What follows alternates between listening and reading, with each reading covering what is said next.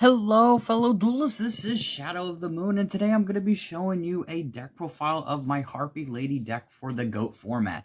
So I'm going to be putting this in its own folder, its own playlist of older format deck profiles. This is going to, obviously this isn't going to be the first one because I have a ton of these beforehand, but this is going to be my Harpie deck for the GOAT profile format, so like April of 2005. So the main purpose of this deck is to be able to swarm the field with your Harpie Ladies, destroying cards with your Harpie's Hunting Ground, and essentially being able to keep card advantage because with a lot of effects. So without any further ado, let's go ahead and get straight on into it. So first, obviously, we're going to run your 3 Harpie Ladies.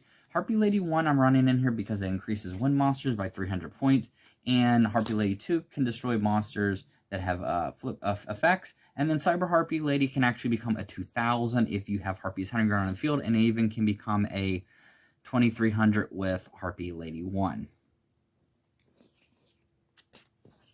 Okay, now we've got 2 Harpie Lady Sisters. You only need to run 2 in this deck. This is brought out using Elegant Egotist and is a 1950, and it can get buffed up by using Harpie Lady 1 and using Harpie's Hunting Ground. So that's why I run 2. Obviously, in the older format, in the critter format, I had 3 because it was more viable in there. But I still try to at least run the 2 in the deck. And then 2 Bird Faces. Bird Face is going to help you search for the Harpie Lady. If it gets destroyed by battle and sent to the graveyard, you can add a Harpie Lady card from your deck to your hand. And then 3 copies of Sylpheed. Sylpheed acts as like a mini delinquent duo. If it gets destroyed by battle and sent to the graveyard, you can discard a random card from your opponent's hand. Also, Sylpheed is a monster. It's like a spirit type monster, so it gets special summoned by banishing a 1 monster from your graveyard, which is obviously no problem because pretty much everything in here minus the tech cards are going to be wind anyways. So then we got 3 Flying Kamikiri. These are the floaters in the deck. This is going to help you get into your Harpie Lady 1 or Harpie Lady 2 because it's destroyed by battle and sent to the graveyard. You can add special summon a wind monster with 1500 or less attack from your deck. And then that's it for the wind attribute. Now let's move on to the tech cards. We've got Breaker the Magical Warrior to be able to destroy spell and traps. We've got Tribe Infecting Virus. Discard a card, choose a creature type, destroy all face-up monsters on your opponent's side of the field of chosen creature type. We've got DD Warrior Lady to ram into your opponent and banish. We've got Sangan for Floater to being able to add the Harpie Lady from your deck to your hand or some of the other extenders in the deck. You've got Morphine Jar, which will help replenish your hand and discard the entire hand of your opponent's too.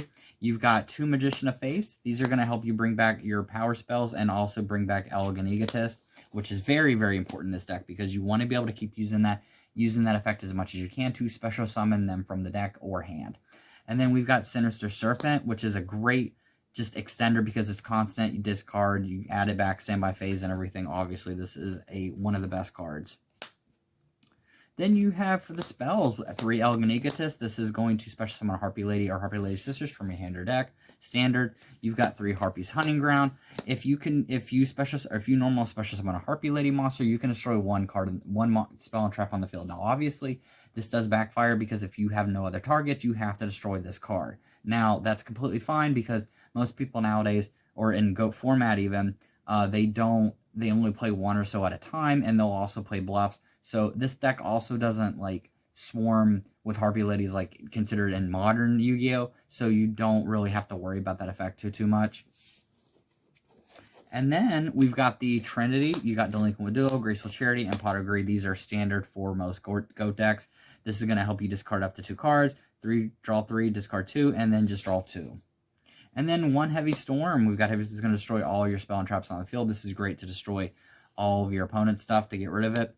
We've got Book of Moon to flip it face down and stop an attack. Nobleman, if you actually plan to have it in the same hand, to be able to remove it from play. And if it's a flip effect, you and your opponent have to banish all cards that are flip effects of the card that was banished. And then Premature Burial, this is going to help you resurrect your monster.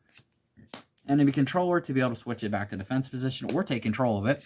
And Creature Swap. I know many players play Snatch Steal. I like Creature Swap a lot better because if I want to take control of their monster, if I have a Flying Kamikiri, I can ram into it when I take control of it and give it to them, and then special summon a Harpie Lady or another one and attack them directly.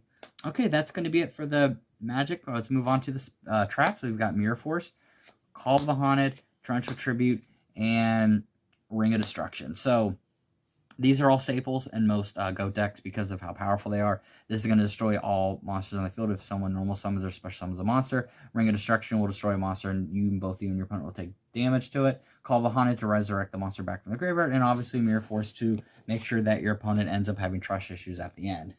Alright, so that's going to be it for this profile. And I know it was short and sweet, but GOAT format usually tends to be like that.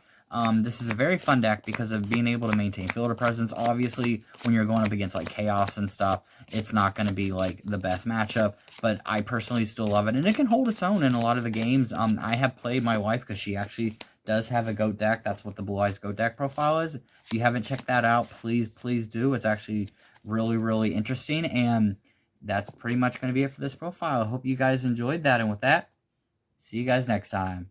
Later.